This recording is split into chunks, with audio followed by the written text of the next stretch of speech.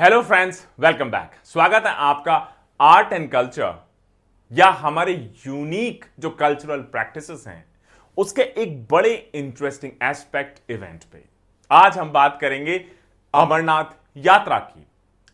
शुरुआत करेंगे कि अमरनाथ यात्रा शुरू कैसे हुई और कैसे कैसे बड़े डिफरेंट फेजेस से ये गुजरती हुई। एक स्ट्रगल पीरियड के दौरान चीजें फिर बेटर हुई। आज क्या स्टेटस है अमरनाथ यात्रा का। इनफैक्ट उससे पहले हम डिस्कशन करेंगे कि अमरनाथ श्राइन या जो केव है उसकी डिस्कवरी कैसे हुई, शुरुआत में उसका मैनेजमेंट कैसे हुआ, बाद में उस मैनेजमेंट को कैसे चेंज किया गया, कैसे कैसे डिफरेंट हर्डल्स आए, चैलेंजेस आए, बीच में डिस्टर्ब रही कई सालों अमरनाथ यात्रा और फाइनली अब फिर से रिज्यूम होती हुई दिखाई देती है ये सेक्रेड पिलग्रिमेज।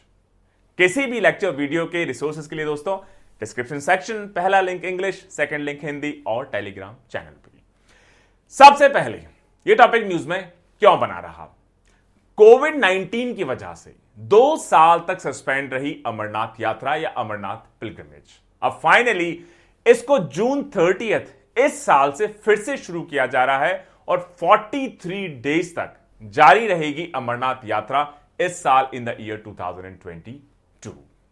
2021 में भी 56 डेज के लिए यात्रा को प्लान किया गया बालटाल और चंदनवारी दोनों रूट से, और 2021 में प्लान था कि जून 28 से स्टार्ट होगी, 56 दिन या 56 डेज इसको चलाया जाएगा। लेकिन जैसे जैसे कोविड-19 के केसेस बढ़ने लगे तो उसकी वजह से फाइनली इस यात्रा को या अमरनाथ पिलग्रिमेज को 2021 में कैंसिल करना पड़ा।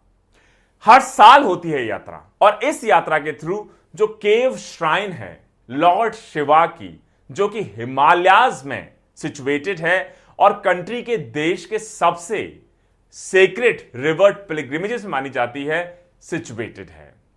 हजारों लाखों पिलग्रिमेज हर साल ट्रैक करते हुए श्राइन पे जाते हैं, दर्शन करते हैं। अगर आप गवर्नमेंट रिकॉर्ड्स की बात माने तो एग्जैक्टली किस साल से यह यात्रा शुरू हुई थी उसके रिकॉर्ड्स तो ऑफिशियली अवेलेबल नहीं है। लेकिन लेजेंड्स एंड किस तरीके से इस केव श्राइन की डिस्कवरी हुई इसके बारे में जो सबसे पॉपुलर बिलीफ है उसको थोड़ा सा डिस्कस कर लिया जाए।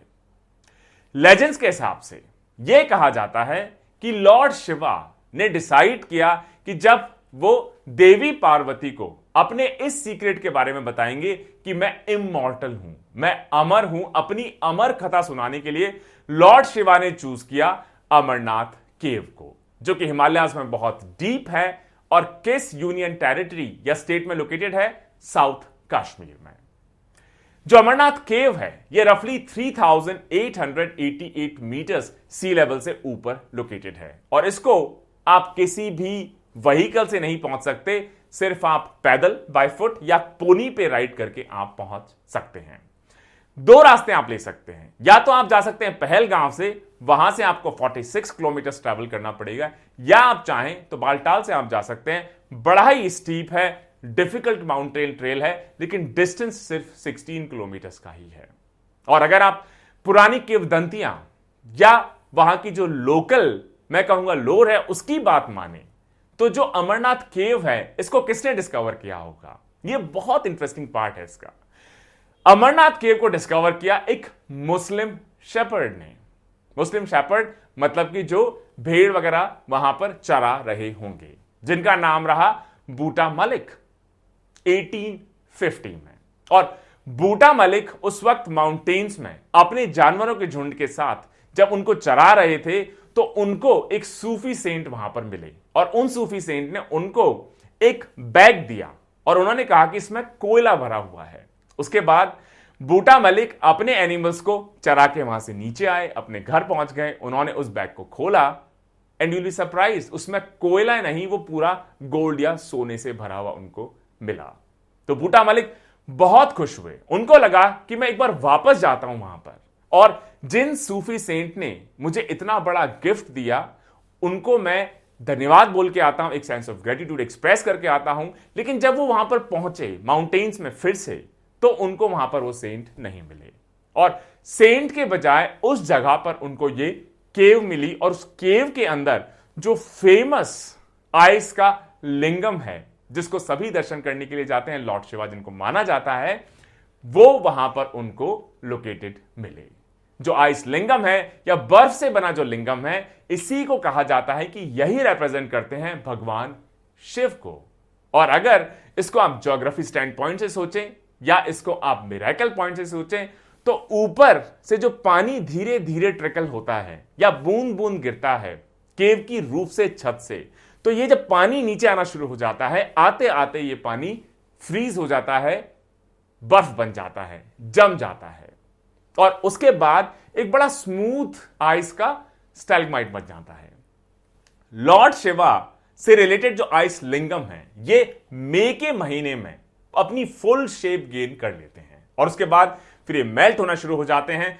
अगस्त के महीने में अगर आप देखें तो सिर्फ कुछ ही फीट इनकी हाइट रह जाती है, मेल्ट होते होते, पिघलते पिघलते। वहीं जो मेन आइस लिंगम है, जिनको लॉर्ड शिवा का रिप्रेजेंटेशन कहा जाता है, अगर उसके आप लेफ्ट साइड में देखें तो दो छोटे आइस लिंगम्स भी हैं या स्टैलेग्माइट्स भी हैं। उनको कहा जाता है कि ये दो दोनों छोटे आइस स्टैलेग्माइट्स हैं, ये रिप्रेजेंट करते हैं देवी पार्वती और लॉर्ड गणेशा को। यह स्टोरी रही कि किस तरीके से ये जो केव है इसको 1850 में डिस्कवर किया गया और क्या उसके पीछे किंवदंती है, मिथिकल स्टोरी है, इसके बारे में एक ब्रीफ सा डिस्कशन। अब थोड़ा सा आगे मूव किया जाए। जब 1850 में डिस्कवरी हुई, उसके बाद जो लॉर्ड अमरनाथ यात्रा है, इसकी शुरुआत कैसे हुई, शुरुआत के दिनों में कैसे मैनेज किया गया, बाद में इसमें क्या क्या चेंजेस आए। शुरुआती दिनों में जो केव है या सीक्रेट केव है, उसको मैनेज किया जो बूटा मलिक, जिनको ये डिस्कवरी हुई 1850 में, जो कि एक मुस्लिम शेपर्ड थे, उनकी फैमिली, इसके अलावा हिंदू प्रीस्ट दशनामी अखाड़ा से और पुरोहित सभा मतान से, इन सभी ने इसको ट्रेडिशनली एज ए कस्टोडियन पूरे श्राइन को मैनेज किया। यह बड़ा यूनिक फीचर है इस केव का या इस सीक्रेट प्लेस का कि मुस्लिम्स प्लस हिंदूज दोनों मिलके बड़ी सोशल हार्मनी, कम्युनल हार्मनी का एक क्लासिक एग्जाम्पल देते हुए, एग्जाम्पल सेट करते हुए हमारे कॉम्पोजिट कल्चर का इस श्राइन को ऑलमोस्ट 150 से भी ज्यादा साल बड़ा सक्सेसफुली बिना किसी कम्युनल टेंशन के मैनेज करते रहे। फिर आया 2000, ईयर 2000 में उस वक्त के जो चीफ मिनिस्टर रहे फारूक अब्दुल्ला जी, उनकी गवर्नमेंट ने इंटरवीन किया। उन्होंने कहा कि क्योंकि मान्यता धीरे धीरे बढ़ती चली जा रही है, ज्यादा लोग अब यात्रा पे आने जा रहे हैं, तो जो फैसिलिटीज अवेलेबल हैं वो शायद पर्याप्त नहीं है, एडिक्वेट नहीं है, और इसके लिए उन्होंने ईयर 2000 में एक श्री अमरनाथ जी श्राइन बोर्ड वहां पर कॉन्स्टिट्यूट किया, इंस्टीट्यूट किया, और ऑनरेबल गवर्नर को इसका हेड बनाया गया।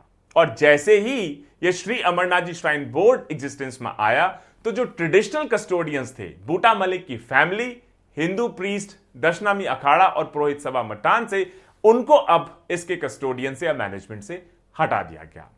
इसका एक फायदा हुआ कि इससे यात्रा के लिए जो फैसिलिटीज थी वो ज्यादा प्रोफेशनल हो गई, बेटर हो गई, स्ट्रीमलाइन हो गई पूरी यात्रा। लेकिन एक नेगेटिव इंपैक्ट भी आप कह सकते हैं, ये जो बड़ा सेंचुरीज ओल्ड कम्युनल हार्मनी और कंपोजिट कल्चर का रिप्रेजेंटेशन था इंडिया का, कहीं ना कहीं यह भी मुझे लगता है अप्रोप्रिएट होगा कहना कि शायद उसको हमने किसी ना किसी तरीके से खत्म कर दिया, इग्नोर कर दिया इस श्राइन बोर्ड के एस्टैब्लिशमेंट के बाद।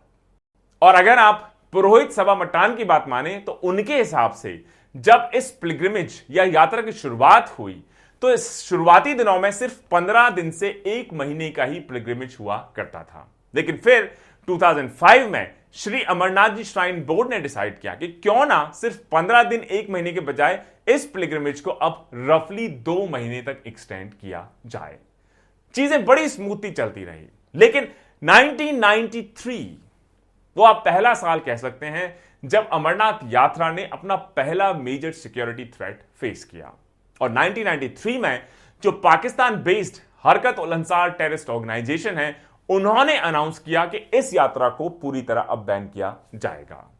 उन्होंने आड़ इस बात की ली कि जो बाबरी मस्जिद डिमोलिशन हुआ है उसको प्रोटेस्ट करने का यह एक हम जरिया है, या इस तरीके से अपनी प्रोटेस्ट हम दर्ज करेंगे। और उन्होंने यह भी कहा कि जो हजरत बल श्राइन है श्रीनगर, वहां पे जो हमारी फोर्सेस के बंकर्स बने हुए हैं उनको भी हटाया जाए, तभी हम इस यात्रा को फिर से शुरू करने की तरफ विचार करेंगे। इस पूरे मोटिवेशन का या इस पूरे प्रोवोकेशन का पाकिस्तान बेस्ड हरकत उल अंसार बड़ा कंडेमनेशन हुआ, किसी ने भी इसका सपोर्ट नहीं किया। इनफैक्ट बड़े इंटरेस्टिंगली जो हमारे लोकल मिलिटेंट ग्रुप्स थे उन्होंने भी इस बात को सपोर्ट नहीं किया कि हो सकता है हमारे मतभेद हों, लेकिन अमरनाथ यात्रा को रोक दिया जाए, यह हम कतई बर्दाश्त नहीं करेंगे। यात्रा चलती रही बिना किसी रुकावट के, जब जम्मू एंड कश्मीर में मिलिटेंसी अपने पीक पर थी, चरम थी।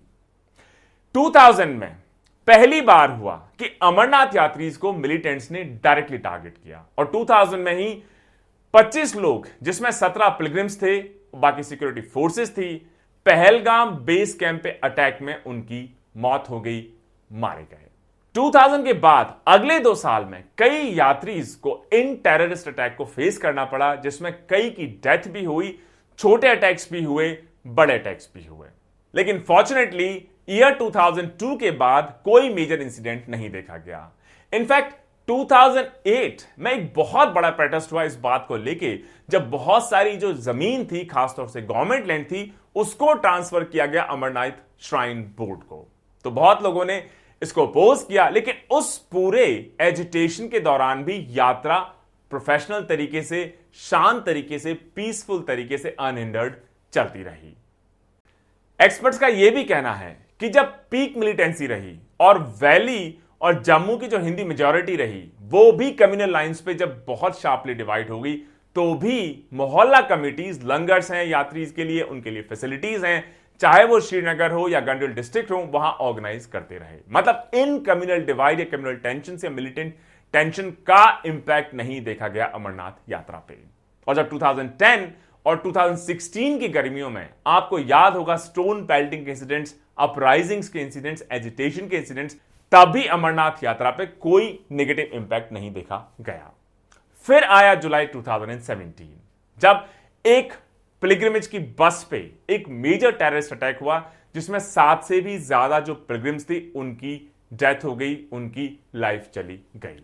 उसके बाद गवर्नमेंट ऑफ इंडिया ने एक इंपॉर्टेंट स्टेटमेंट दिया लोकसभा में, जिसमें कहा गया कि 1990 से अगर आप देखें तो अभी तक पिछले 27 सालों में टोटल 53 से भी ज्यादा, 53 से भी ज्यादा पिलग्रिमेजेस अपनी लाइफ खो चुके हैं, 167 से भी ज्यादा इंजर हो चुके हैं और टोटल 36 से भी ज्यादा टेरर अटैक्स अभी तक अमरनाथ यात्रा फेस कर चुकी है।